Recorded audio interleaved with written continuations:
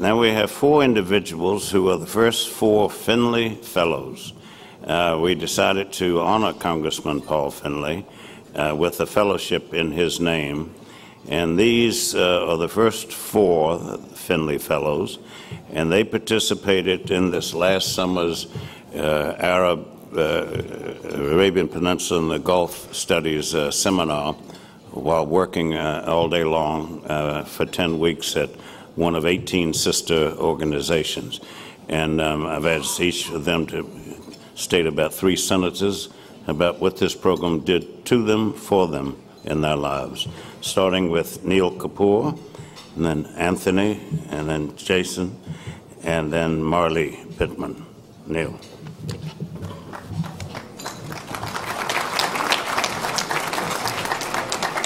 Thank you. Well, I was told I had 3 minutes and not 3 sentences, so I might be up here a little longer than you expected. Good afternoon, distinguished guests, Dr. Anthony, Chairman Barsh, ladies and gentlemen. My name is Neil Kapoor, and over the last 4 years of my life, the National Council on U.S. Arab Relations has played a prominent role in shaping and expanding my personal worldview. It has opened doors and provided opportunities for my professional career beyond my wildest dreams. With this in mind, I would really like to take this opportunity to extend my infinite gratitude to Dr. John Duke Anthony and to the entire staff of the National Council. Without them, I would surely be without direction, without goals, and without the resources I need to work and fight to make this vital part of our world safer, as well as less misunderstood. If not for the Council's Model Arab League program, I would not have the ability to condense everything I want to say into less than 3 minutes, nor would I have the capability or confidence to speak effectively in public. If not for the Council's Summer Internship Program, I would have but a rudimentary knowledge of the Arabian Peninsula and the GCC. It is a high honor for me to be among one of the first recipients of the prestigious Findley Fellowship. Having learned about the distinguished career in which Congressman Findley has tirelessly fought for the rights, freedoms, and dignity for Arabs that all people deserve, I feel the full weight of my responsibility as an American to carry forward the legacy of this great man. So I thank you, Congressman Findley. And for all of this, I'm incredibly grateful. Dr. Anthony has taught me, through example, how hard work and dedication can pay off, but most of all, he affirmed for me the importance of compassion. In a conversation that I had with him this summer, he impressed upon me the meaning of this quality, that without it, all the knowledge, education, and experience in the world is worthless. And in that spirit, I would like to speak briefly on the looming prospect of a lost generation of Arab youth, towards whom I have the utmost compassion. Through my internship with the National Council, I had the great privilege of working with the Syrian American Medical Society. This opened my eyes to the unspeakable suffering currently being experienced by the Syrian people, but particularly by their children and their youth. It's unacceptable to me that this generation is lost. What can we expect of the future if this generation is not given the same opportunities as their parents and grandparents? How can we expect them to become healthy, functioning members of society when all they have ever known is violence and war? What is the point of framing and charting the region's current issues if the generation who will have to pick up the pieces once the destruction ends is lost? To quote a 104-year-old Syrian woman named Tamam, "I have lived my life, a long one at that, but I am devastated for my grandchildren and for the children of my country. Their future is destroyed. I have lived my life, but they won't get to live theirs." I see no reason for this generation of Arab youth to be lost. And thanks to my experience with the National Council and the opportunities that it's afforded me, I believe that I'm well equipped to do my part to fight so that this does not happen and to challenge all the attendees of this conference to do the same. I thank you very much.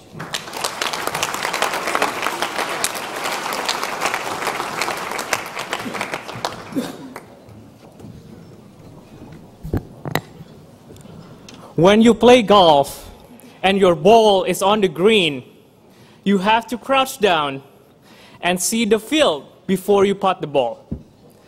This is what Dr. Anthony has taught in my life. I have to crouch down and evaluate the entire region before thinking about changing the policies in the region. Dr. Anthony, foreign dignitaries, congressmen and women, and honored guests, good afternoon. My name is Anthony Sudarmawan.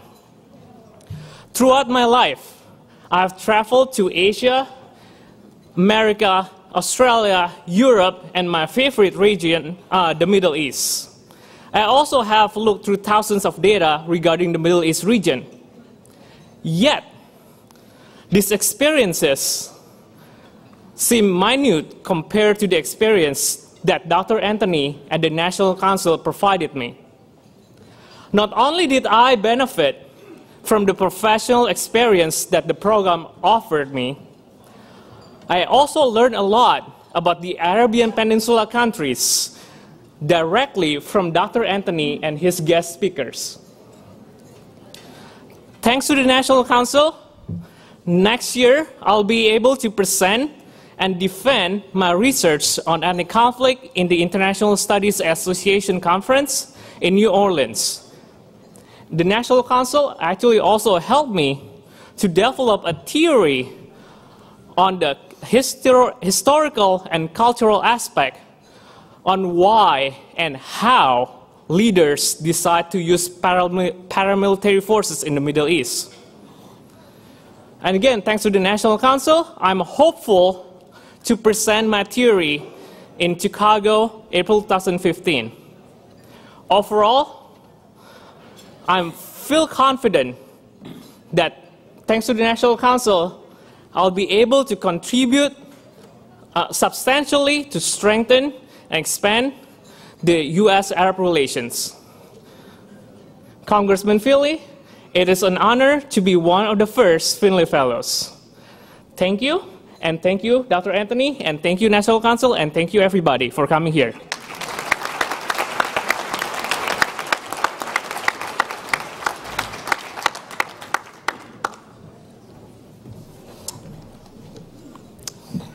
Good afternoon, distinguished guests. My name is Justin Mays. I'm a sophomore at the University of the District of Columbia, and I am one of the first Paul Findley Fellows at the National Council on U.S. Arab Relations. At the beginning of this summer, I was faced with a difficult choice. Did I want to travel and study Arabic like I'd been planning to do all year long, all school year? Or should I accept an internship with the National Council for the summer? I decided to accept the internship, and I hoped that I wouldn't regret it. As I stand here and think back on that decision, I realized that it was the best decision I've ever made. There are few programs anywhere that would allow me the workplace experience at the World Affairs Council of DC, where I spent my summer with my colleague, Marlee Pittman. Few programs would allow us to visit a number of embassies and government agencies so we could gain firsthand experience on how our government works and how our government relates with foreign governments. In this experience, I've gained innumerable skills that I can transfer to whatever my career may be in the future. I plan on pursuing a graduate degree in Arabic. Well, thanks to the National Council, I have a great tool to use in doing so. For the summer of 2015 and the fall of 2015, I plan on going and studying Arabic in Lebanon.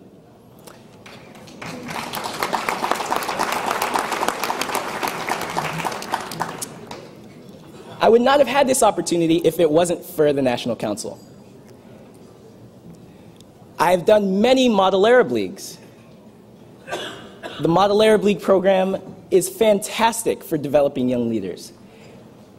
At my university, I have been the head delegate, and at the start of a semester, freshmen, juniors, sophomores, seniors, they come, and they're intimidated by the amount of work that you'll have to put in. But on the back end, you gain public speaking skills. You gain the ability to defend an argument even if you don't believe in that argument. These are all skills that you'll need not just in the workplace, but in academia and in life as a whole. I've not just reinforced my skills, but I've also developed new skills and new interests. Previously, I had only had maybe a day in an office building. Now, I've spent months working in teams, collaborating on projects, collaborating on conferences. And this is skills that, once again, I could have only gotten through the National Council's Summer Internship Program.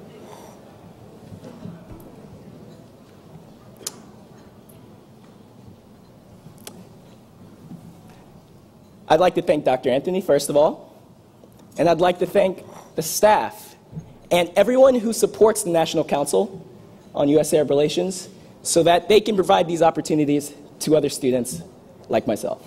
Thank you.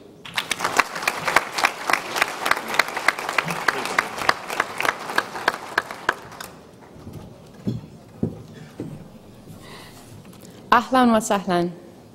Good afternoon, distinguished guests, ambassadors, dignitaries, everyone else who's been so gracious to come here and to learn about an amazing region. Being here so far away from my home in Louisiana, I remember what my father told me on my first day of college. Take every opportunity you've got. College is not free. Following that advice, I responded to a blanket email invitation about a model Arab League. The Middle East was a place that seemed certainly far away, unattainable, unreachable, and like something I'd never experienced or studied before in my life. Still, I set out to learn about the Arab world, its impressive history, its beautiful culture, and its rich traditions. It was representing Tunisia and debating with delegate from Qatar that I not only learned where Qatar is, I also learned that the Middle East was more than the Iraq War. It was more than the violence and the jihadis and everything that I'd seen on TV. The National Council on U.S. Arab Relations teaches that to over 2,000 students from across the country every year. You can't even measure the value that that has to not only the U.S., but to U.S. Arab Relations. And the National Council on U.S. Arab Relations has given me so many more opportunities since then, including this internship program. I was placed with an amazing organization, the World Affairs Council, which values teaching students just as much as the National Council does.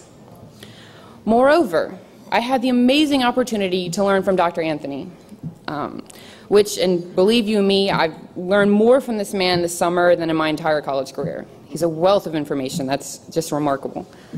And there's not another organization that I know that works so hard to bring so many talented young students together, to learn from professionals in so many different fields, from the military to nonprofits, the intelligence community, and professors from well-established universities.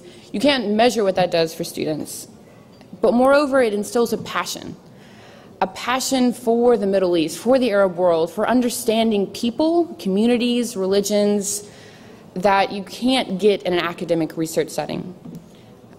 This December, I'll be going to Saudi Arabia with the National Council, and it'll be my first opportunity to visit the Middle East. And I know that if I go with Dr. Anthony and the National Council, I'll learn to appreciate the beauty and the culture and the food and everything else that Saudi Arabia has to offer me. What made this opportunity exceptional, though, is that he asks us, he implores us, he begs us to ask the difficult questions, to ask how questions, to dig deeper, to go beyond our biases, our stereotypes on what an Arab is, what a Middle Easterner is, to really learn what's underneath so that we can understand conflicts beyond CNN's coverage. He makes us think critically. And education should be more than memorization. It should inspire us to think. The opportunity that the National Council provides me and so many other students is priceless. I know that so many students who participated in the National Council's programs will go on to work for the government, politics, the military, the private sector, and so many other places in this country and around the world. And they will play pivotal roles in shaping American foreign policy and U.S. Arab relations. That means that when National Council helps to work with students, they're not only helping and benefiting those students, they're molding the future of our world. And I think you can't put a price on that. So I want to thank everybody who supports the National Council, Dr. Anthony for being one of the most amazing, smart people I've ever met, and everyone who I've met here today, and all the students who participate in the programs. It's been an amazing experience for me and so many others, and I want to speak on their behalf today. So thank you so much.